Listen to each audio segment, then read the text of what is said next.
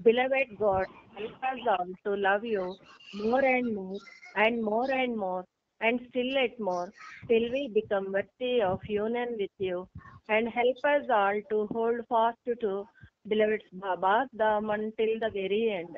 Avatar Meher Baba ki Jai. Avatar Meher బాబాకి జై. ప్రీతం మెహర్ బాబా, మీరు ప్రసాదించిన ప్రవచన సారం గ్రహించవలసిన తీరులో గ్రహించి సదవగాహన చేసుకుని వాటిని మా జీవనములలో ఆపాదించుకుని నిజాయితీతోడను నిర్మల ప్రేమతోడను వాటిని ఆచరించులాగిన మా అందరినీ ఆశీర్వదించు. అట్టి ఆచరణయుత జీవన శైలిలో జీవించున్నట్లు మమ్మల్ని అందరినీ అనుగ్రహించు. అవతార్ మెహర్ బాబా की जय. అవతార్ మెహర్ బాబా की जय. మెహర్ బాబాకి జై. అందరికీ జై ప్రేమపూర్వక జై బాబాలు. ఈరోజు కూడా మెహర్ ప్రభు మనందరికీ ఆయనతో సహజీవనాన్ని సాగించడానికి అనుమతిని ప్రేమతో ఇచ్చారు. అందుచేత ఆ పురాణ పురుషునికి శత సహస్ర కోటి పాదాభివందనాలను అర్పిస్తూ ఇందులో భాగంగా మనం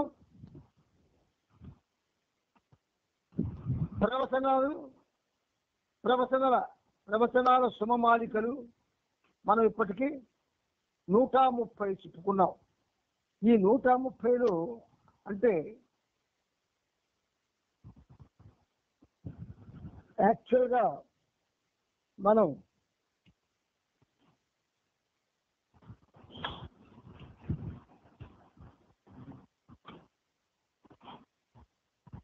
ఈ 130లో మనం స్వార్థం అనేటటువంటి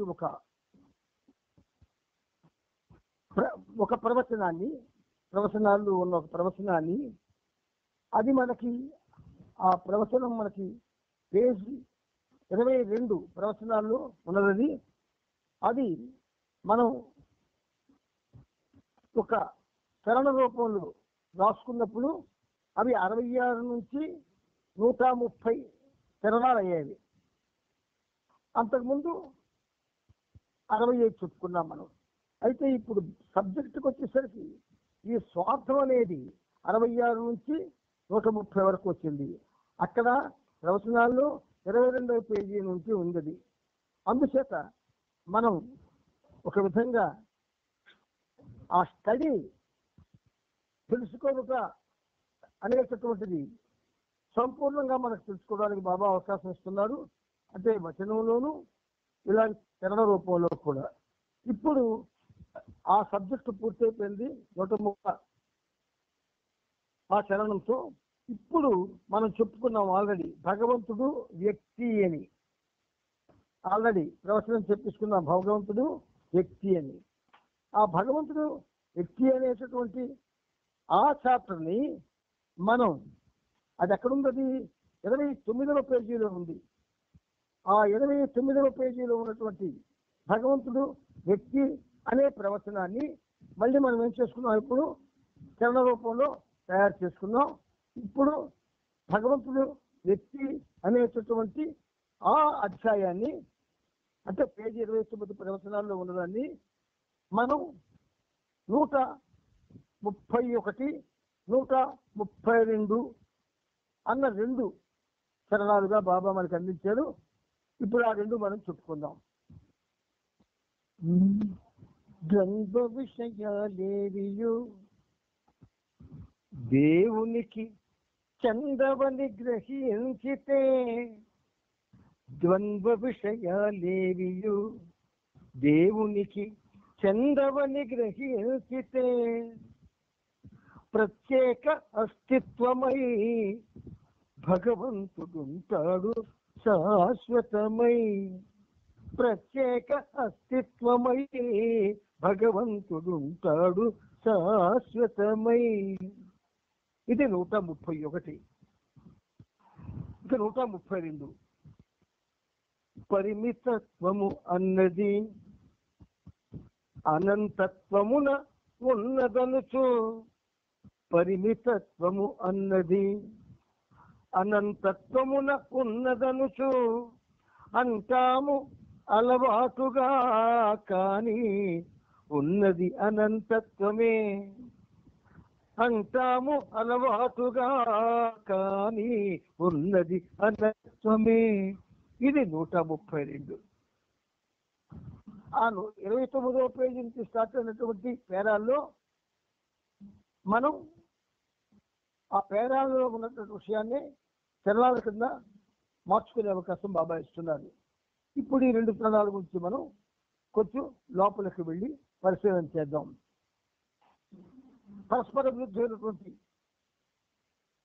పనులు కానీ, పరస్పర విరుద్ధమైన అనుభవాలు కానీ, పరస్పర విరుద్ధమైనటువంటి అంశాలు కానీ, పరస్పర విరుద్ధమైన అనుభవాలు కానీ, వస్తువులు కానీ, ఇలా ఒకదానికొకటి విరుద్ధంగా, ద్వంద్వంగా అన్నీ ఉంటాయి ఈ భౌతిక ప్రపంచంలో. అయితే అవేవి కూడా భగవంతునికి చెందినవి కావు.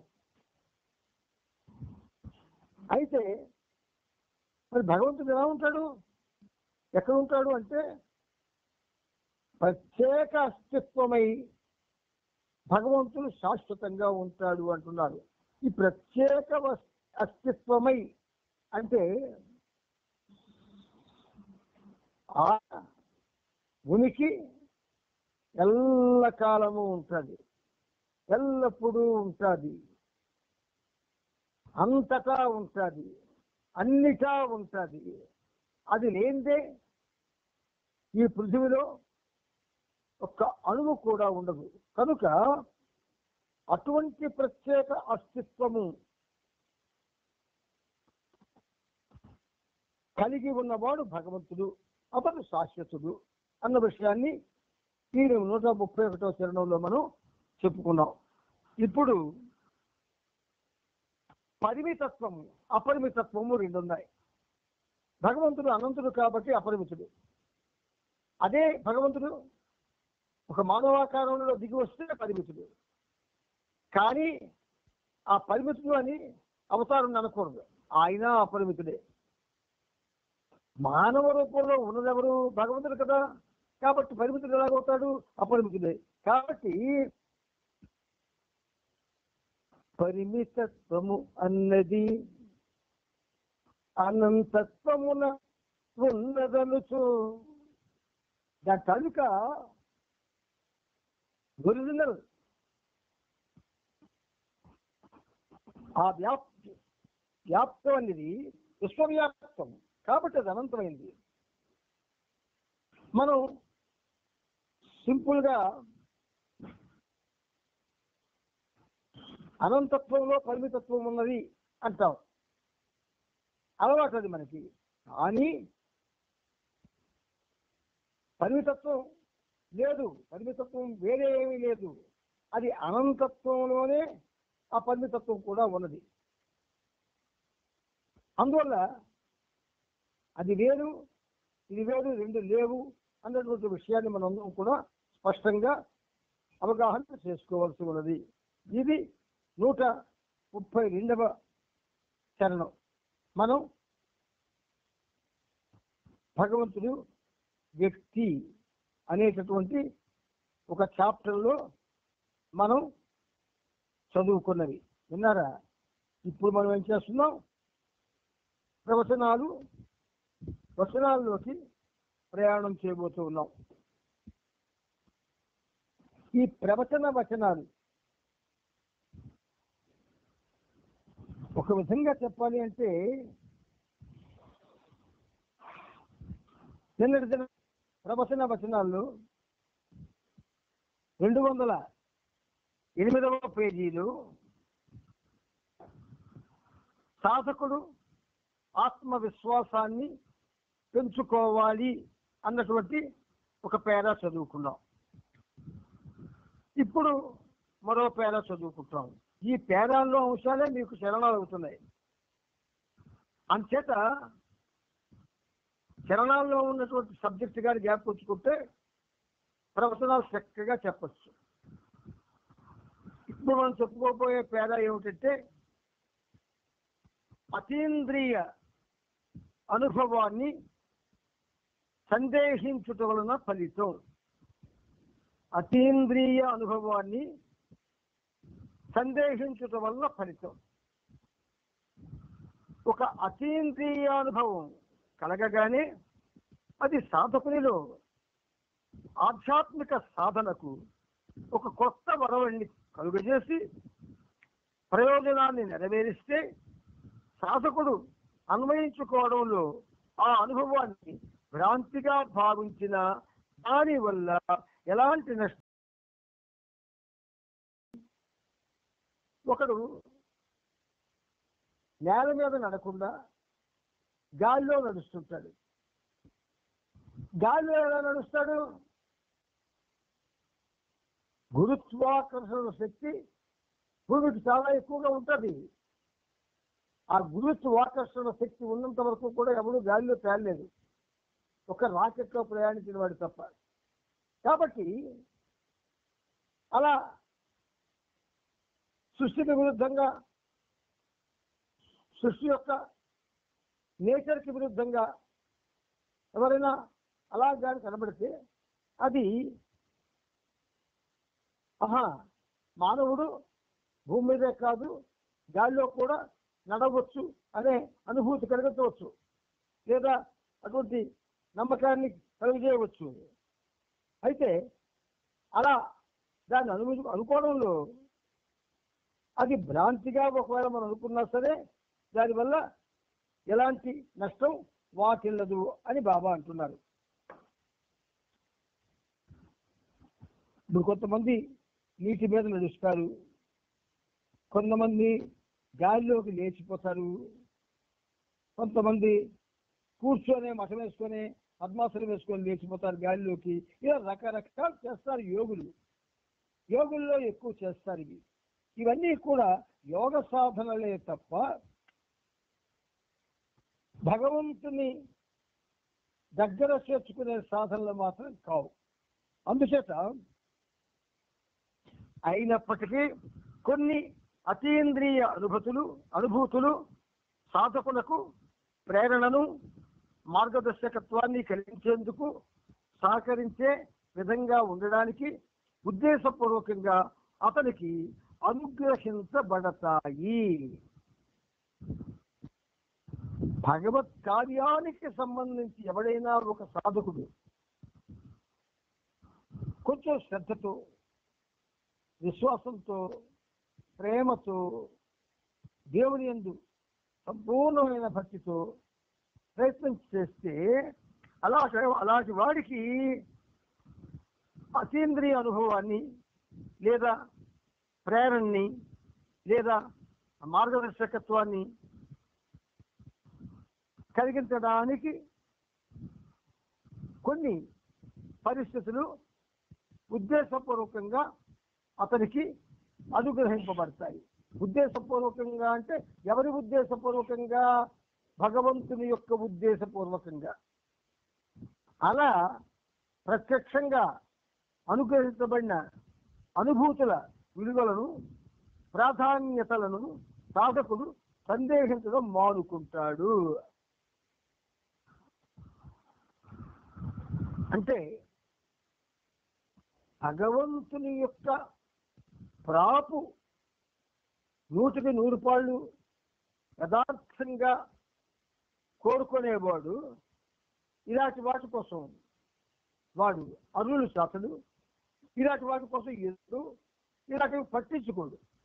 కానీ పట్టించుకునే వాళ్ళు మాత్రం వాళ్ళు ఏం చేస్తారంటే దీనికోసం తహతహలాడతారు. బాబా ఎంత ప్రేమేంటంటే ఇష్టకాలంలో తానేమిటో తెలియజేసి అతని యొక్క స్థాయికి మనల్ని తీసుకెళ్ళిపోగలడు. కానీ అలా చేసినందువల్ల ప్రయోజనం అవుతుంది. అనుభవపూర్వకంగా ప్రేమికుడు, భక్తుడు, సాధకుడు వీళ్ళంతా కూడా అనుభవపూర్వకంగా తెలుసుకొని ఆ స్థితిని పొందాలి తప్ప అనుగ్రహంతో పొందితే వాళ్ళకి దాని యొక్క ఉత్కృష్ట పరిస్థితి కానీ ఉన్నతత్వం కానీ అర్థం కాదు గనక. అంతేత అయినా సరే ఈ అతీంద్రియ అనుభూతులు నిరంతరం కావాలని కోరుకునే స్వభావం నిశ్చయంగా మంచిది కాదు అంటున్నారు బాబా. ఎందుకు మంచిది కాదు అన్నారో అది ప్రశ్నించకుండా వద్దన్నారు కాబట్టి వాటి జోలికి మనం వెళ్ళకూడదు. తర్వాత అవసరమని భావించినప్పుడు మాత్రమే సద్గురువు అనుభూతులను ప్రోద్బలం కోసం కలుగజేస్తాడు. ఇక్కడ ప్రోద్బలం అంటే వీడికి ఉత్సాహపరిచి వీడు కూడా చేయడానికి కూరుకునేటట్టు చేయడం, అది ప్రోద్బలం అంటారు. అలాంటి ప్రోద్బలం కోసం సద్గురువు ఆ అనుభూతులను కలుగజేస్తాడు.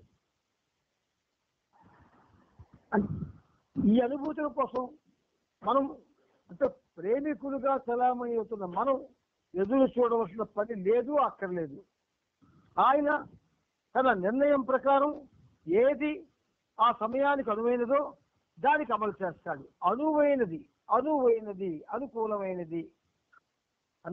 లేదా అనుకూలమైనది నిర్ణయం ప్రకారం ఇదివరకే నిర్ణయించబడిపోద్ది, అది అలా జరుగుతుందని దాన్ని అమలు చేస్తాడు. ఆయన ఏది చేసినా సాధకుని ఇష్టాయిష్టాలతో నిమిత్తం లేకుండా పరిమితులకు లోను గాని తన స్వయం నిర్ణయాధికారంతో నెరవేరుస్తాడు. అండర్లైన్ చేసుకోండి.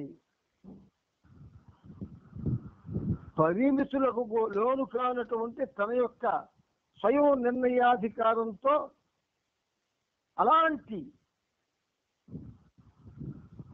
ఉన్నతమైన కార్యక్రమాలు ఆయన నెరవేరుస్తాడు. కానీ ఆధ్యాత్మికంగా అవసరమైన అతీంద్రియ అనుభూతుల ప్రభావాన్ని పెంచి సాధకుడు తన అనుభూతుల ద్వారానే దాని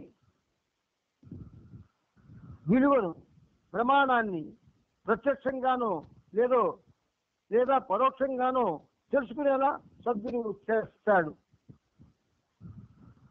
పరీక్షల్లో కొంతమంది పరీక్షలు రేపనగా ఆ ముందు రోజు వరకు ఆటలతో పాటలతో రకరకాల మాటలతో రకరకాల తిరుగులతో గడిపేస్తారు. రేపు పరీక్ష అనగానే పాపం ఎచ్చేయాలి పిచ్చెక్కిస్తారు. ఏ మ్యాథ్స్కి వెళ్ళిపోవాలి, ఎవరు చెప్పిస్తారు రాసేస్తాను, లేదా తిప్పులు తయారు చేసిస్తారా రాసేద్దాము అని లేనిపోని వాటి గురించి ఆలోచిస్తారు. అదే అకాడమిక్ ఇయర్ స్టార్ట్ అయిన దగ్గర నుంచి చదువుకున్నవాడు అలాంటి ఆలోచనలు చేయడు. ఎంచేత వాడు అసలు ఎప్పుడైతే జూన్లో జూలైలో క్లాసెస్ స్టార్ట్ అవుతాయో అప్పటి నుంచే వాడు చదువుకోవడం, శ్రద్ధ వహించడం, అన్నిటినీ కూడా కరతలామలకం చేసుకోవడం, అన్ని కూడా స్టోర్ చేసుకోవడం, ఇవన్నీ చేస్తుంటాడు. వాడు పరీక్షల ముందు ఎత్తుక్కోడు, నిబ్బరంగా ఉంటాడు. ఇక్కడ ఆధ్యాత్మిక ప్రపంచంలో కూడా భగవంతుడితో సంబంధం పెట్టుకొని భక్తుడు లేదా ప్రేమికుడు లేక సాధకుడు సరదాగా గడిపేసి హ్యాపీగా ఉంటూ ఏదైనా రోగం వచ్చిందనుకోండి కష్టాలు అని డాక్టర్ చెప్పినప్పుడు అప్పుడు జల్దుకొని దేవుడి కోసం ఆలోచిస్తాడు. ఆ పరిస్థితిలో వాడే దేవుడి కోసం తెలుసుకోగలుగుతాడు. ఒకవేళ తెలుసుకోవాలని ప్రయత్నిస్తే ఏం చేస్తాడు? ఆ వయసులో నామం చేయగలడా ఎక్కువసేపు, సంకీర్తన చేయగలడా ఎక్కువసేపు, తపస్సు చేయగలడా, ఏం చేయగలడు? అందుచేత దీపం ఉన్నప్పుడే ఇల్లు చెక్కదిద్దుకోవాలి అని ఇళ్ళకి ఒక చక్కటి రుజువర్తనమైన మాట చెప్పడం జరిగింది. అలాగే మనం కూడా ప్రాణం ఉన్నప్పుడే, ప్రాణం నిలకడగా ఉన్నప్పుడు, చెదిరిపోయినప్పుడు కాదు, ప్రాణం నిలకడగా ఉన్నప్పుడే భగవంతుని గురించి ఆలోచిస్తూ భగవంతుని గురించి అమితంగా ఒక విధంగా తపన పడుతూ ఆయన కోసం అర్జున శాసనం, ఆయన కోసం ఏదో ఒకటి నామస్మరణం లేకపోతే ఇంకోటో చేయడం, ఇవన్నీ ఎలా చేయాలి? హృదయపూర్వకంగా హృదయపు లోతుల్లోకి చెయ్యాలి. చేస్తే ఆయన చేసేటటువంటి ఆ పని యొక్క విలువ ప్రత్యక్షంగా కానీ పరోక్షంగా కానీ తెలుసుకునేలా సద్గురువు చేస్తాడు. శ్రీరాముడు వెంట లక్ష్మణుడు బయలుదేరాడు, సీత బయలుదేరాడు వనవాసానికి. సీత శ్రీరామచంద్రుడితో సగభాగం కాబట్టి ఆవిడకి అన్నీ తెలుసు. కానీ లక్ష్మణుడు సోదరుడు. వనవాస కాలంలో సోదరుడి పక్కనే ఉంటూ సోదరుని యొక్క మహతత్వం, మహత్యం, అనంతత్వం, అతి ఉన్నతత్వం, చివరికి మహావిష్ణువును కూడా సందర్శించుకునే భాగ్యం లక్ష్మణుడికి కలిగింది. అందుచేత మనం మన ఇంట్లో ఉండి బాబా ఫోటో పెట్టుకొని నిరంతరం అక్కడికి జపం చేసుకుంటూ లేదా పేరు చదువుకుంటూ ఏదో ఒక 4 సంకీర్తనలు పాడుకొని ఆదివారం సెంటర్కి వెళ్ళి ఏవో 4 సంకీర్తనలు పాడుకొని ఏవో సావాసకు వెళ్తూ టెంపుల్కి వెళ్తూ ఇవన్నీ చేస్తూ చాలా భక్తులుగా ఫీల్ అయిపోతాం. ఇదంతా భక్తి కాదు. ఒక అలవాటుగా చేసేటటువంటి మంచి కార్యక్రమం. అలవాటుగా మంచి కార్యక్రమం చేస్తే మంచే వస్తుంది తప్ప మంచే రాదు. కానీ మెహర్ బాబా సర్వోన్నతుడు. మానవులకి మోక్షార్హత అంటే తానే భగవంతుడు అనే అనుభవాన్ని ప్రతి మానవుడికి ఇవ్వడానికి వచ్చాడు ఆయన. దానికోసం మన బాబా ప్రేమికుల్లో ఏ ఒక్కరు కూడా అరులు చాచిపోలేదు, దానికోసం ఆలోచించలేదు, అలసిపోలేదు. సరదాగా హ్యాపీగా వేళకు తింటూ వేళకు పడుకొని ఆరోగ్యాన్ని కాపాడుకుంటూ చక్కగా ఆనందంగా ఉంటూ సినిమాలకు వెళ్తూ షికారులకు వెళ్తూ అలా అలా అలా అలా ఊళ్ళు తిరుగుతూ ఇలా హ్యాపీగా గడిపిస్తున్నాం. మనం గడిపేశాం. ఇంచుమించుగా అందరం కూడా 50 ఏళ్ళు దాటిపోయి 70 ఏళ్ళు దాటిపోయి 80 పైకి కూడా వచ్చేస్తున్న వాళ్ళు ఉన్నారు. మహానుభావులు, ఆడవాళ్ళు మగవాళ్ళు కూడా. వాళ్ళకి ఇప్పటికి కూడా తాపత్రయం నాకు కలగలేదు. ఎందుకంటే ముందు ఏరు ఎలా ప్రయాణం చేస్తే వెనక ఏరు అలాగే ప్రయాణం చేస్తుంది. కాబట్టి ఆ తత్వాలు మనకు ఉండకూడదు. మనం ఎవరికి వాళ్ళం భగవంతుడి కోసం తపన పడాలి. ఎవరికి వాళ్ళం భగవంతుడి కోసం ఏం చేద్దామని ఏదో ఒకటి నామస్మరణ చేయాలి. ఎలా చేయాలి? నామస్మరణ నామం ఏదో నోట్లో శబ్దం వచ్చి అందరికి ఏమైనటువంటి చేయడం కాదు. నామస్మరణ అంటే ఒకసారి నువ్వు మెహర్ అన్నా బాబా అన్నా హృదయం అంతా కూడా ఆ శబ్దం ఆవరించి మేళవించి 1000 శబ్దాలుగా బయటికి వెళ్ళి అది నినదించాలి. అలా చెయ్యాలి. అలాగే ఎవరు చేయలేం, కానీ ప్రయత్నిస్తే చేయగలం. అందుకని ఇష్టాలతో నిమిత్తం లేకుండా పరిమితులకు లోను కానీ తన స్వయం నిర్ణయాధికారంతో నెరవేరుస్తాడు మానవుడు ఏదైనా. కానీ ఆధ్యాత్మికంగా అవసరమైనప్పుడు అతీంద్రియ అనుభూతుల ప్రభావాన్ని పెంచి సాధకుడు తన అనుభూతుల ద్వారానే దాని విలువను ప్రమాణాన్ని ప్రత్యక్షంగానో లేదా పరోక్షంగానో తెలుసుకునేలా సద్గురువు చేస్తాడు. ఎప్పుడు వాడు విద్యార్థి స్టూడెంట్ వాడితో ఒక ప్రోగ్రెస్ కార్డు తండ్రికి తెచ్చి చూపిస్తుంటాడు. నాన్న ప్రోగ్రెస్ కార్డు ఇచ్చే సంతకం పెట్టిమని. అన్ని 35, 25, 22. ఆ తండ్రి సంతకం పెడతాడు. పైగా తండ్రికి సమస్య అంటే అంత తక్కువ మార్కులు వాడు తెచ్చుకొని స్కూల్కి వెళ్ళి లక్షల ఫీజులు కొడుతుంటే వాడు తెచ్చుకోకపోతుంటే తండ్రికి ఎలా ఉంటుందంటే వాడిని ఉత్తికి ఆరేసేద్దామా అన్నంత కోపంగా ఉంటాడు. కానీ ఎలాగ ఆవేశిస్తాడు గొడ్డేకి. కాబట్టి నాయన నువ్వు స్కూల్కి చదువుకుంటున్నావా, లేకపోతే ఇంకేవేవో కార్యక్రమాలు చదువుతున్నావా అని అడుగుతాడు. అలాగ అడిగి, అంతేకాదు అటువంటి తండ్రిని ఆ ఇన్స్టిట్యూషనల్ హెడ్స్ పిలిపిస్తారు. పిలిపించి ఏమిటంటే మీ వాడు చదవడం లేదు, మాకు అలాగే వస్తాయో, మీరేం చేస్తున్నారు, యాక్షన్ తీసుకుంటున్నారు లేదా అని తల్లిదండ్రులు నిందిస్తారు. వీడికి సరదా, నాకేమన్నది కదా, మా నాన్నకి మా అమ్మకి బాగా ప్రెసిడెంట్ గడ్డి ప్రిన్సిపాల్ లేదా కరెస్పాండెంట్ అనుకుంటాం. కాదు, అలాంటిది కాదు. ఇది మానవ జన్మ. ఎన్నో జన్మలు ఇచ్చి మళ్ళీ జన్మెత్తాం. ఈ జన్మ కూడా మనం వృధా చేసుకుంటే మీ ప్రభువు మెత్తడు. గుర్తుంచుకోండి, ఖచ్చితంగా నిన్ను మళ్ళీ పుట్టినట్టు పరిస్థితిలో మళ్ళీ బతికేటట్టు చేస్తాడు. ఒక దగ్గర బాబా అంటారు, ఈ జన్మలో నువ్వు నన్ను ఎక్కడ నాతో నువ్వు డిస్కనెక్ట్ అవుతావో, ఆ డిస్కనెక్ట్ అయ్యేంత వరకు కూడా నువ్వు నా గురించి ఎంత తపన పడతావో దాన్ని బట్టి నీకు మళ్ళీ అదే క్షణంలో అదే పరిస్థితిలో నెక్స్ట్ జన్మలో నేను తెలుసుకుంటాడు ఆయన.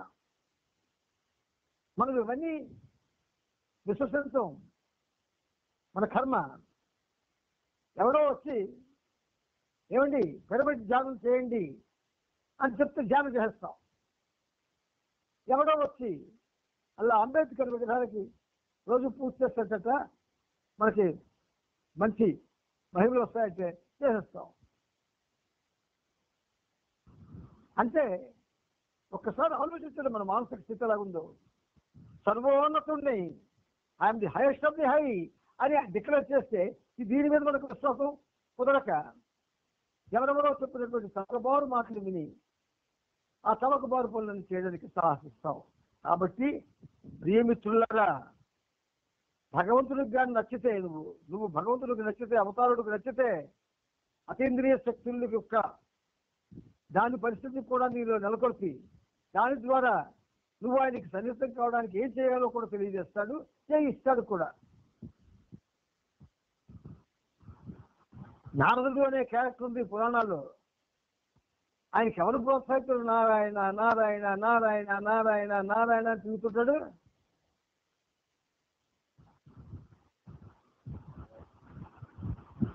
నారాయణ నారాయణ నారాయణ ప్రహ్లాదుడు ఎందుకు తిరిగాడు?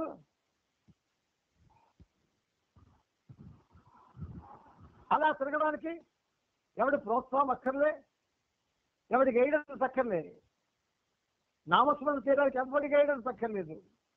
నీకు చెయ్యాలి అనే ఉద్దేశం ఉంటే చేస్తే ఖచ్చితంగా దాని ఫలితం మనం పొందుతాం.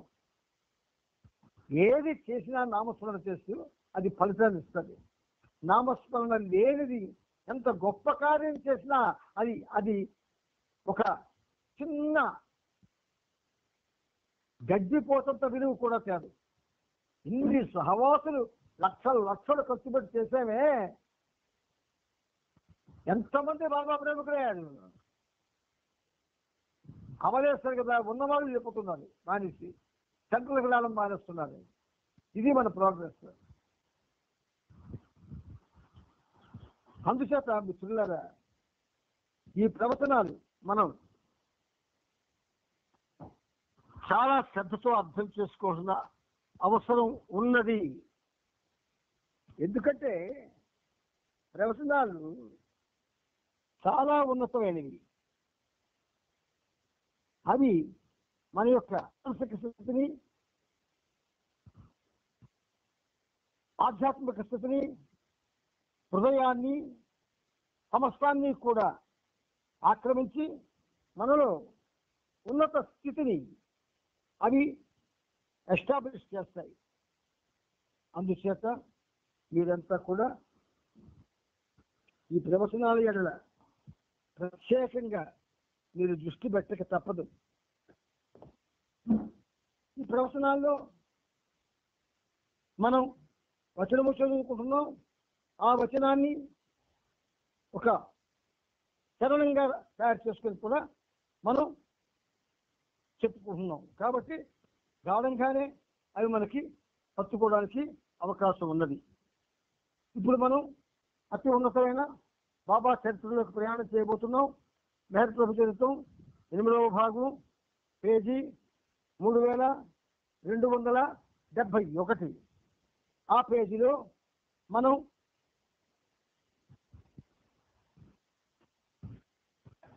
కాలిఫోర్నియా నుండి రబియా బాబాకు రాసినటువంటి లేఖ చదువుకొని చాలా దాని గురించి చెప్పుకొని మనం ఆపుకున్నాం. ఇప్పుడు అది 3271 పేజీ, 3272 పేజీలో ఇప్పుడు మనం ముందుకు వెళ్తున్నాం.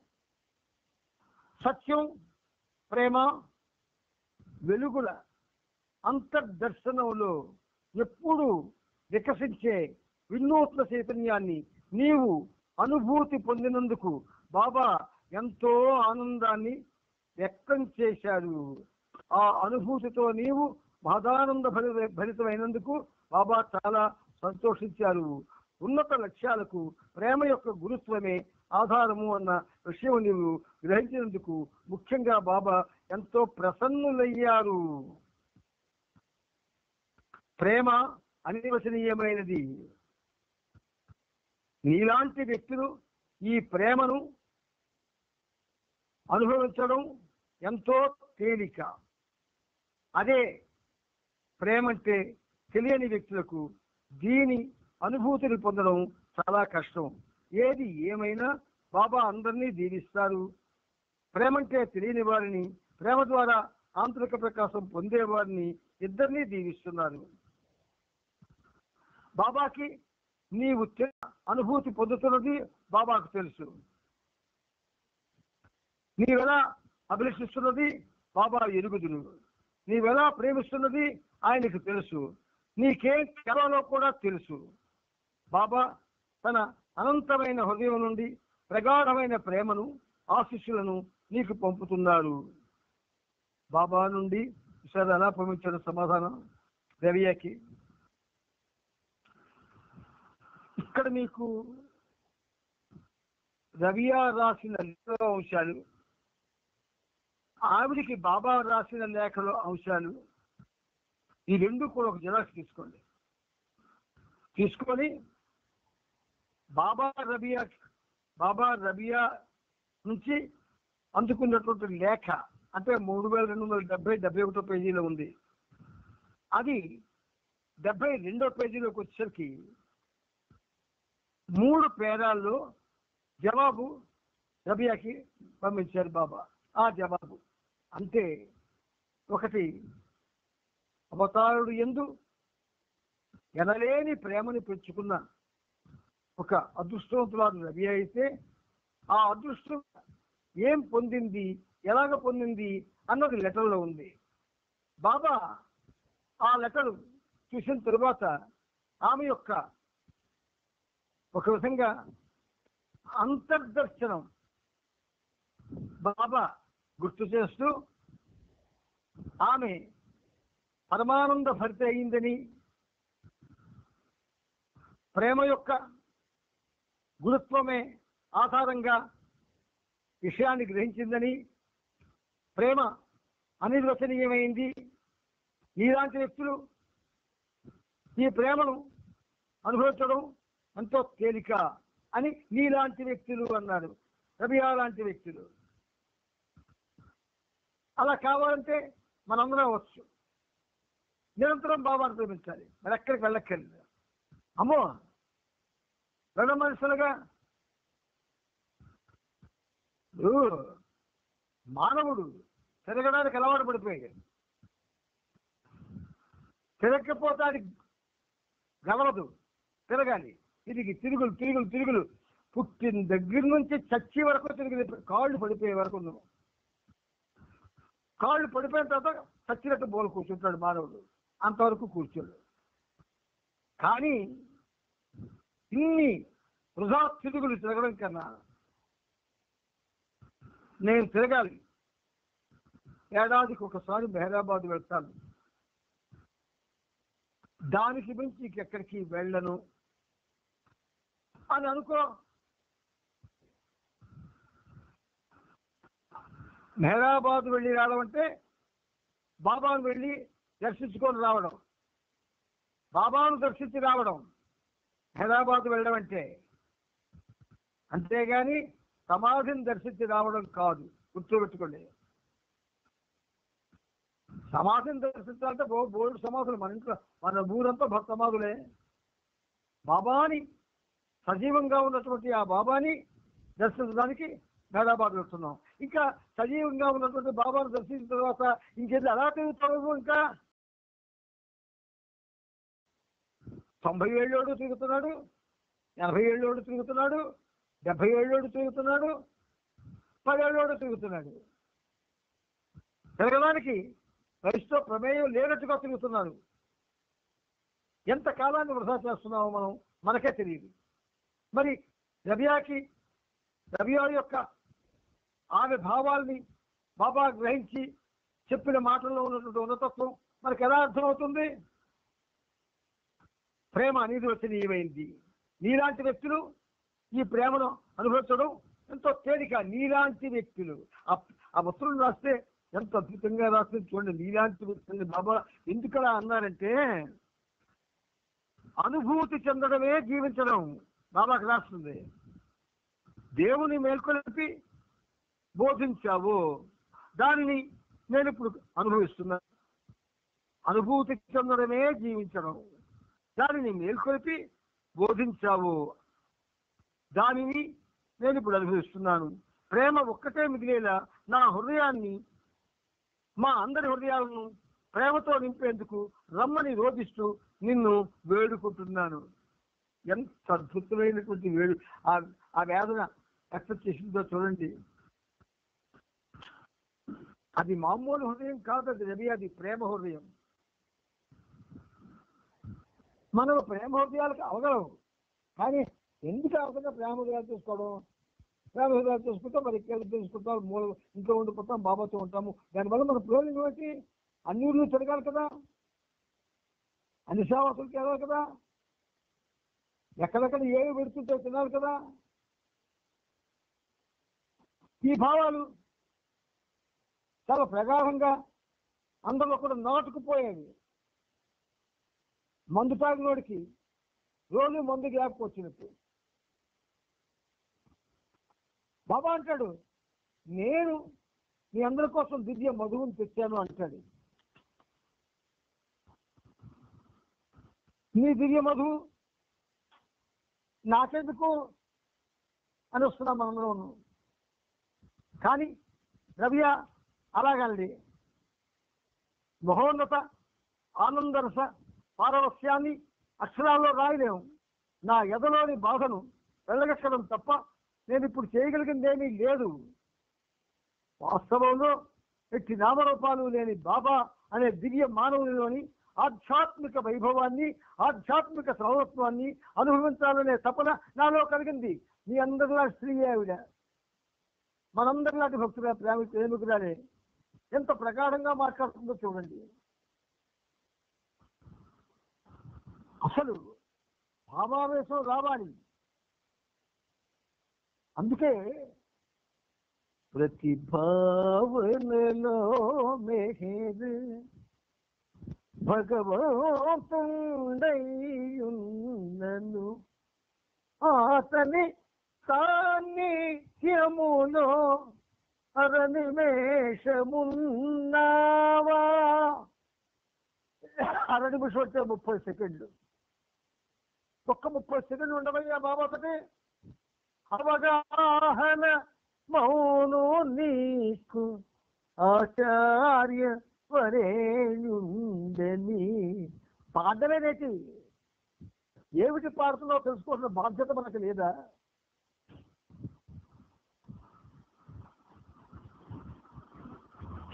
ఆ బాధ్యత లేకుండా పాడితే అది పాడడం కాదది, అరుపుతో సమానం. అందుచేత ప్రియ ప్రేమికులారా, మిత్రులారా, ఒక్కసారి రబియా హృదయాన్ని గమనించి అలాగెందుకు మనం ఆ స్థాయికి వెళ్ళకూడదని ఆలోచించండి. మా పరిమిత చైతన్య స్థాయికి దిగివచ్చి రవి అంటుంది, మా పరిమిత చైతన్య స్థాయికి దిగివచ్చి రూపధారివై మా స్వీయ స్థితిని గ్రహించడంలో మాకు సహాయపడాలని, మా గమ్యాన్ని మాకు తెలియజేయాలని నిన్ను కోరుతున్నాను. మా స్వీయ స్థితి, నిజానికి మనం లేము, అది మన స్వీయ స్థితి. మనం లేము, ఉన్నదంతా ఆయనే. ఎప్పుడైనా ఆధ్యాత్మిక మార్గంలో చక్కటి అనుభవం పొందగలిగిన నాడే అది ఆధ్యాత్మికత అవుతుంది. లేకపోతే ఏ బుర్రకథో హరికథ అవుతుంది. బాబా తన అనంతమైన హృదయం నుండి ప్రగాఢమైన ప్రేమను ఆశీస్సులాడికి పంపించారు. ఆ పంపించినప్పుడు ఏమంటారు బాబా, నీలాంటి వ్యక్తులు ఈ ప్రేమను అనుభవించడం ఎంతో తేలిక, నీలాంటి వ్యక్తులు ఈ ప్రేమను అనుభవించడం ఎంతో తేలిక. అదే ప్రేమంటే తెలియని వ్యక్తులకు దీని అనుభూతిని పొందడం చాలా కష్టం. రబియా ఏమి మనకట ఏమి 6 చేతులు 8 కళ్ళు ఉన్నాయేమిటి, 10 కళ్ళు ఉన్నాయేమిటి? కాదే, పల్లాడితే రబియా అవతారం చేత అటువంటి ప్రశంసల్ని పొందిందంటే ఆవిడ మళ్ళాగా సావసులకు వెళ్ళలేదు, సెంటర్లకు వెళ్ళలేదు. తనకి ఏదైతే బంధం బాబా ఇచ్చాడో ఆ బంధాన్ని పెనవేసుకొని ఆ బంధానికి పూర్తిగా ఆహుతైపోయింది ఆవిడ. అందువలన బాబా ఏం చేశాడు, తన అనంతమైన హృదయం నుండి ప్రగాఢమైన ప్రేమను ఆశీస్సులను నీకు పంపుతున్నాను అని రాశాడు. ప్రగాఢమైన ప్రేమట. బాబా నుండి సమాధానం అందుకున్నారు 1945. రబియా తన కార్యక్రమాన్ని మెహర్ బాబాకు అంకితం చేస్తున్నట్టు తన సూఫీ విద్యార్థుల ముందు ప్రకటించింది. ఎలిజబెత్తోను మెరీనాతోనూ తనకున్న సంబంధాన్ని గురించి కొంత వివరించి ఇంకా కొన్ని రోజుల్లో ఆ ఇద్దరు స్త్రీలు సియాటల్ నుండి వచ్చిన మిల్డ్రెడ్ కైల్తో కలిసి తన వద్దకు వస్తున్నారని కూడా తన విద్యార్థుల ముందు ప్రకటించింది. ఫెయిరీ ఫాక్స్ స్కూల్ ఆవరణలో పెద్ద సమావేశం కూడా ఏర్పాటు చేస్తున్నట్లు తెలియజేసింది. ఈ సమావేశంలో ఈ అతిథులు సూఫీ విద్యార్థులను ఉద్దేశించి మెహర్ బాబాతో తమకున్న సన్నిహిత సంబంధాన్ని గురించి, మెహర్ బాబాను గురించి, తాము తెలుసుకున్న విషయాల గురించి ప్రసంగించారు. అనుకున్నట్టుగానే ఫెయిర్ ఫాక్స్ సమావేశం ముగిసింది. మెహర్ బాబా ఆధ్యాత్మిక మార్గదర్శకత్వంలో తను ముర్షీదా రబియాను అనుసరించడమా లేక సూఫీ విధానంలో ప్రారంభంలో తాము తీసుకున్న శపథాల నుండి తమను విముక్తులు చేయమని కోరడమా అన్న విషయాలపై తన విద్యార్థులు ఒక నిర్ణయం తీసుకునేందుకు రబియా వాళ్లకు 2 వారాల సమయాన్ని ఇస్తున్నట్టు సమావేశం తరువాత వాళ్ళని ప్రక్కకు పిలిచి తెలియజేసింది. మెహర్ బాబా ఆధ్యాత్మిక మార్గదర్శకత్వంలో తమ ముర్షీదాను అంటిపెట్టుకొని ఉండేందుకే నిర్ణయం తీసుకున్నట్టు ఆనాటి ఫెయిర్ ఫాక్స్ సమావేశానికి ఎవరైన మురీదాలు అంటే విద్యార్థులు తెలియజేశారు. ఇక్కడ పాశ్చాత్య దేశాల్లో పాశ్చాత్యులకు అత్యద్భుతమైన అనుభూతి బాబా కలిగజేశారు. మనకి ముఖ్యంగా మన ఆంధ్రప్రదేశ్లో అటువంటి అనుభవాల ఛాయలు లేవు. మనకు మనం చెప్పించుకుంటాము, మనకు మనం నిర్ణయం చేసుకుంటాము, మనకు మనం విడుదల చేసుకుంటాం, మనకు మనం గొప్పవాళ్ళుగా ఫోటోల్లో పడిపోతాం. ఇది దురదృష్టమో అదృష్టమో నాకైతే తెలియదు, కానీ ఒకటి మాత్రం నేను ఖచ్చితంగా చెప్పగలను. రబియా లాంటి వాళ్ళు మనకి ఆదర్శవంతులు, మనకి ఆదర్శనీయులు. అటువంటి వాళ్ళ జీవితాన్ని ఒక్కసారి మనం బాగా స్టడీ చేసి ఆలోచిస్తే ఏం చేయాలో మనకు మార్గం కనబడుతుంది. ఆ తరువాత నెలల్లో మెహర్ బాబాను గురించి తన అవగాహనను రబియా తన సన్నిహిత విద్యార్థులు ఐవిఓ జ్యూస్, డాన్ స్టీవెన్స్, శామ్యూల్ లూయిస్ తో పంచుకోసాగింది. ఐవిఓ జ్యూస్ మెట్ల బీచ్లో బాబాకు 500 స్థలాన్ని ఇచ్చిన మహా త్యాగశీలి. డాన్ స్టీవెన్ భగవద్వచనానికి ముందు మాట రాసినవాడు. శామ్యూల్ లూయిస్ అద్భుతమైన ఆధ్యాత్మిక వివేకం కలవాడు. శాన్ ఫ్రాన్సిస్కో బే ఏరియా నుండి తనకు పూర్తి సభ్యత్వం ఉన్న ప్రతి సమావేశంలోనూ తన ఉపన్యాసానికి ముఖ్యంగా బాబా ఇచ్చిన దివ్య ఇతివృత్తం ది డివైన్ థీమ్ అన్న చిన్న నీలం రంగు పుస్తకాన్ని రబియా ప్రధానంగా ఉపయోగించుకునేది. గాడ్ స్పీక్స్ లో అనుబంధంలో 13, 14లో డివైన్ థీమ్ ఉంది. చదవలేదు మన ఎవరు. డివైన్ థీమ్ దివ్య ఇతివృత్తము అంటే వాళ్ళు ఫారినర్స్ ఉన్నతమైన వాటి కోసం వాళ్ళు పట్టుకొస్తున్నారు. మనం ఏమి విలువ లేని పనులు మనం చేస్తున్నాం. నిర్మోహమాటంగా చెప్తున్న విషయం. హృదయాన్ని కదిలించే ఒక్క పని కూడా మనం చేసుకోవడం లేదు. మనసు యొక్క ఆ వైకల్యం ఏదైతే ఉందో ఆ వైకల్యాన్ని చెరుపుకునేటువంటి పనులు ఒక్కటి మనం చేయట్లేదు. నువ్వు బాబా దగ్గర కూర్చుంటే కదా ఆయన ఏదైనా చేస్తాడు. నీకు కూర్చో, ఒక రోజంతా కూర్చొని చూడండి బాబా దగ్గర. అబ్బో రోజంతా మంచి బాగా అన్నారండి, మరి మాకు పళ్ళు పాటలు లేవు ఆయన కూర్చోడానికి అని చాలా తేలిగ్గా మాట్లాడే వాళ్ళు కూడా మనలో లేకపోలేదు. చీఫ్ మినిస్టర్ అనౌన్స్ చేసి ఆడవాళ్ళకి నా బంగ్లాకి కానీ వస్తే ఢిల్లీలో ఒక్కొక్క స్త్రీకి ₹1,00,000 చెక్కులు ఇస్తాను అన్నాడు అనుకోండి. మరి ఇళ్లలో కూడా ఆడవాళ్ళు ఉండరు. ₹1,00,000 చెక్ ఫ్రీగా వస్తుంది. ఛార్జీలు కట్టుకొని ఒకవేళ మొగుడు దంటాడుకోండి ముట్టికాయలు పెట్టేసి మరి వెళ్ళిపోతాం. నువ్వు ₹1,00,000 వస్తుంది నాకు, నువ్వు వెళ్ళొస్తావా ఇస్తే ₹10, ₹100 ఇస్తావు. ₹1,00,000 ఇస్తా అన్నాడు మోడీ, మేము వెళ్ళిపోతాం అని వెళ్ళిపోతాడు. అవసరంతో కొంతమంది 2 మొక్కులు ముట్టేసి 2 తాపులు తన్నేసి కూడా వెళ్ళిపోతాడు.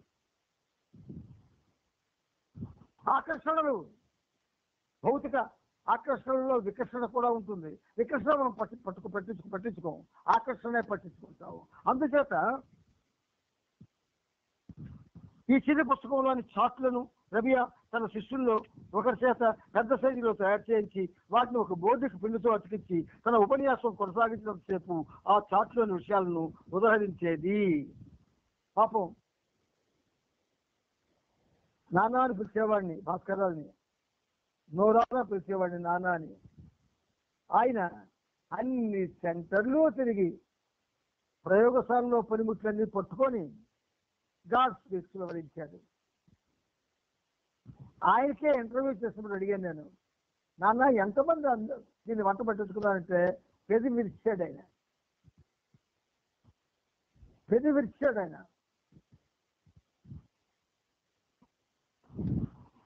అంటే భౌతిక ఆ ఆనందంలో కేరింతలు ఉంటాయి, భౌతికానందంలో ఆ ఆనందంలో గంతులు ఉంటాయి, ఆ ఆనందంలో సంబరాలు ఉంటాయి, ఆ ఆనందంలో విందులు ఉంటాయి, ఆ ఆనందంలో కొట్టుకోవడాలు ఉంటాయి, తిట్టుకోవడాలు ఉంటాయి, విమర్శించుకోవడాలు ఉంటాయి. ఇన్ని ఉంటాయి. మరి బాగుంటుంది కదా మనకి. అందుచేత మీకు ఈ ఉన్నతమైన విషయాల్ని ప్రత్యేకించి బాబా ఎందుకు చెప్పిస్తున్నాడో ఒకసారి గ్రహించండి అందరూ. ఈ సందర్భంలో రబియా ఫెయిర్ ఫాక్స్ లోని తన సూఫీ స్కూల్ ప్రాపర్టీని, ఇతర ఆస్తిపాస్తుల్ని, వస్తు విశేషాలని అన్నింటినీ బాబాకు సమర్పించి బాబా పట్ల తనకున్న అంకిత భావానికి లాంఛనప్రాయమైన రూపకల్పన చేసి సంకల్పించింది. తనకున్న సర్వ సంపదను రబియా బాబాకు అంకితం చేసింది. ఫారినర్స్ ఎంత త్యాగాలు చేశారు చూసిన బాబా గురించి. ఇండియాలో చందాలు ఇస్తే చాలు, త్యాగాలు చేయక్కర్లే. సెక్రటరీ రసీదు పుస్తకం పట్టుకొని వస్తే ఏమైనా ఈ ఫంక్షన్కి ఒక 14 లక్షలు అవుతాయి అనుకుంటున్నాం, మీ వంతు ఒక ₹1,00,000 ఇచ్చిమంటే ఇచ్చేస్తాడు. గొప్ప ప్రేమికుడు, ఇలాంటివి చేస్తాడు. ప్రేమికుడు కాడు. 1945 అక్టోబర్ 2న బైబిల్ ఏరిస్ గుస్తాబ్జీ కాకా పెండూల్తో కలిసి బాబా రాయ్పూర్కి ప్రయాణమయ్యారు. సరోజ్ ఒక కారును సమకూర్చగా దాన్ని ఏరిస్ నడిపాడు. వాళ్ళు మొదట పూనాలో ఆగారు. సాధారణంగా పొలంలో వ్యవసాయం చేయాలంటే ముందు నాగలి పట్టుకుని నేలని సారవంతం చేయాలి.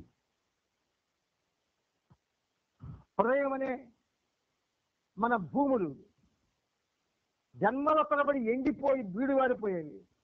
ఇంకెక్కడ మనం వేసి పండిస్తాం సస్యం? ఆ నీటిని బాబా ప్రేమతో, ఆ నేలని బాబా ప్రేమతో తడపాలి కదా.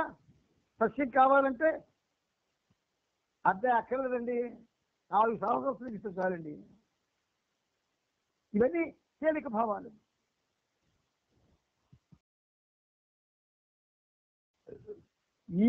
ఈ విషయాలు మీకు చెప్పడం పనిముట్టు ఒక విధంగా బాబాని ముందు క్షమించమని అడుగుతారు. ఎందుకో తెలుసునా అండి, మానవులం కదా, కోపాలు రోషాలు అన్నీ ఉంటాయి, అపోహలు అన్నీ ఉంటాయి. కాబట్టి ఆయన ముందు క్షమించమని బాబా ఉన్నతమైన విషయాలు ఇవి. చెప్పకపోతే నేను పాపం చేసిన వాడిని అవుతాను, మర్మంగా తిరిగిన వాడిని అవుతాను అంటే చెప్తాను. దయచేసి నాకు పర్మిషన్ ఇవ్వు. 1945 అక్టోబర్ 2న బైబిల్ ఏరిస్ గుస్తాబ్జీ కాకా పెండూలతో కలిసి బాబా రాయ్పూర్కి ప్రయాణమయ్యారు.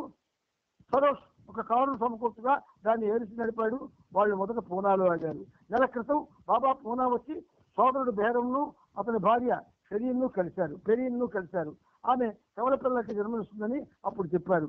ముందు కాలంతో కవల పుడితే మేరీని చనిపోతుంది, పెరియన్ చనిపోతుందని బాబా అప్పట్లో హాస్యం. సెప్టెంబర్ చివరిలో పెరియన్ తీవ్ర అస్వస్థతకు గురైంది. రక్తవాంతి చేసుకోవడంతో హాస్పిటల్లో చేర్చారు.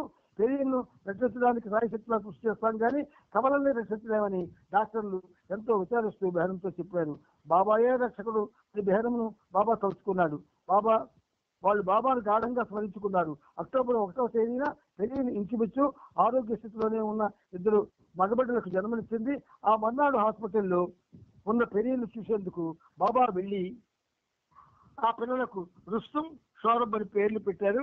రుస్తుం పుట్టుకతోనే అనారోగ్యంగా పుట్టి ఇంచుమించు మరణావస్థలో ఉన్నాడు. పూనా నుండి బాబా బయలుదేరి రాయ్పూర్ చేరుకున్నాడు.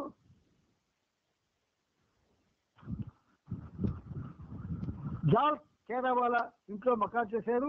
సిహావా ఏకాంతవాసం గురించి జాల్తో చర్చించారు. బైదుల్ని కాకాని వెంట పెట్టుకుని బాబా మస్తు సాంగత్య కొరకు అక్టోబర్ 6వ తేదీ ఉదయం బయలుదేరారు. బిలాస్పూర్ జిల్లాలోని గ్రామానికి వెళ్లి మస్తుల్ని కలిశారు. నదికి దగ్గరలో ఉన్న గుడిలో నివసించే ఒక వృద్ధ సాధువైన తపస్వి మహారాజుతో జరిపిన సాంగత్యం ప్రముఖమైంది. ఆ సాయంత్రం ఏరిస్ గుస్తాబ్జీ పెండు పూనా నుండి కలకత్తా వెళ్లే రైల్లో బయలుదేరారు. బాబా కాకా బైదుల్ చంపాలో రైలెక్కి వారితో కలిసి ప్రయాణం చేశారు.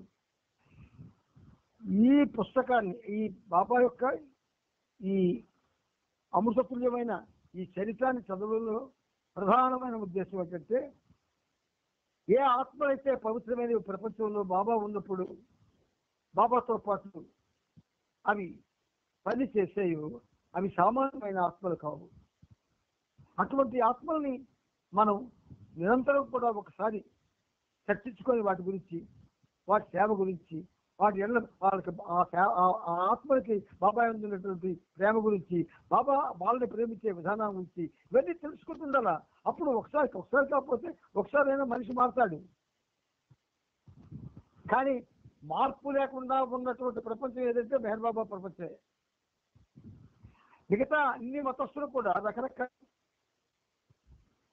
ఉన్నతి సాధించడం కోసం, ఆధ్యాత్మిక ఉన్నతి కోసం రకరకాల వాళ్ళు అనేకమైన కార్యక్రమాలు చేస్తున్నారు. కానీ మనం మాత్రం ఏమీ చేయట్లేదు. అసలు మనోవికాసానికి సంబంధించినటువంటి ప్రయత్నం కూడా మనం ఎవరు చేయట్లేదు. అసలేది మంచి స్నేహితుడు అవుతాడు, ఒక చెడు దర్శకుడు అవుతాడు అని బాబా అన్నారు. మంచి చెడులు రెండు మనసులోనే ఉన్నాయి. మనసులో ఉన్నటువంటి ఆ చెడుని కరిగించాలంటే మనం హృదయం యొక్క సహాయం తీసుకోవాలి. హృదయం సహాయం ఇవ్వాలి అంటే బాబా సహాయం ఉండాలి. దీనికోసం మనం ఎవరం ప్రయత్నం చేయడం లేదు, అవసరం. అందుచేత బాబా కాకా బైజుల్ ఒక బస్సును కలిసేందుకు అక్టోబర్ 7 ఆదివారం నాడు ఖరగ్పూర్లో దిగిపోయారు. ఏరిచ్, ఉస్తాద్జీ రెండు అదే రైలులో కలకత్తాకు ప్రయాణం కొనసాగించారు. కానీ ఆ బస్సు ఖరగ్పూర్ నుండి మరెక్కడికో వెళ్ళిపోవడం, బాబా తన ప్రయాణాన్ని మళ్ళీ ప్రారంభించి అదే రోజు సాయంత్రం కల్లా కలకత్తా చేరుకొని చిత్తరంజన్ అవెన్యూలో ఒక హోటల్లో బస చేశారు. ఏమిటండి ఈ బస్సులు, ఈ కార్యక్రమాలు ఏమిటండి అని మనకు విసుగు రాకుండా గమ్మత్తుగా ఇచ్చేస్తున్నాం. ఏడాదికి ఒకసారి ఈ మెహరాబాద్ వెళ్ళిపోయి అక్కడ తలకొట్టు తీసుకొని మన బాబా యొక్క ఆ సజీవ సమాధి ముందు తలకొట్టించుకొని వచ్చేస్తాను ఇంటికంటే. ఇంతే మనకు తెలుసు, ఇంతకు మించి మనందరికీ ఏమీ తెలియదు. ఒక రహస్యం చెప్తాను వినండి. ఎప్పుడైనా నువ్వు నీ గదిలో ఏకాంతంగా బాబాతో ఉన్నావా? ఎప్పుడైనా ఒక్క రోజైనా, ఒక్క రాత్రైనా, ఒక పగలైనా ఉన్నావా ఎప్పుడైనా బాబాతో మాత్రమే? ఉండలేం. ఉండడానికి అసత్యం. గుర్తుంచుకోండి, ఆధ్యాత్మికత అంటే సాక్షిగా లభించేది కాదు. నువ్వు భగవంతుడి కోసం ఎంత తప్పిస్తే తప్ప నీకు ఆ మార్గం దగ్గర కాదు. 4 విషయాలు నేర్చుకొని 40 మందికి చెప్పిస్తే, 4 పాటలు నేర్చుకొని ఒక 100 మందికి వినిపిస్తే ఈ చర్యలు ఏ ఫలితాన్ని ఇవ్వవు. అదే చేస్తున్నాం మనం ఎక్కువ. స్టేజ్ మీద ప్రదర్శనలు, ఆడవాళ్ళు సాధారణంగా పెద్దవాళ్ళు అయిపోయిన ఆడవాళ్ళు, పిల్లలు ఉన్న ఆడవాళ్ళు కూడా స్టేజ్లు ఎక్కి నాట్యం చేయడానికి కూరుకుంటున్నారంటే మన హిందూ ధర్మానికి ఎంత విరుద్ధమైందని.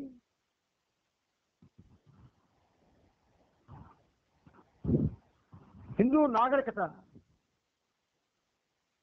హిందూ దేశంలో ఉన్న భక్తి శ్రద్ధలు, అందులో ఆడవాళ్ళకి అలాగే డాన్స్ చేస్తున్న ఆడవాళ్ళు, పిల్లలతో ఉన్నటువంటి ఆడవాళ్ళు ఒక్కసారి ఎవరైనా ప్రశ్నించుకున్నారా వాళ్ళు మేము చేస్తుంది ఏ పనిని? దానివల్ల ఏంటో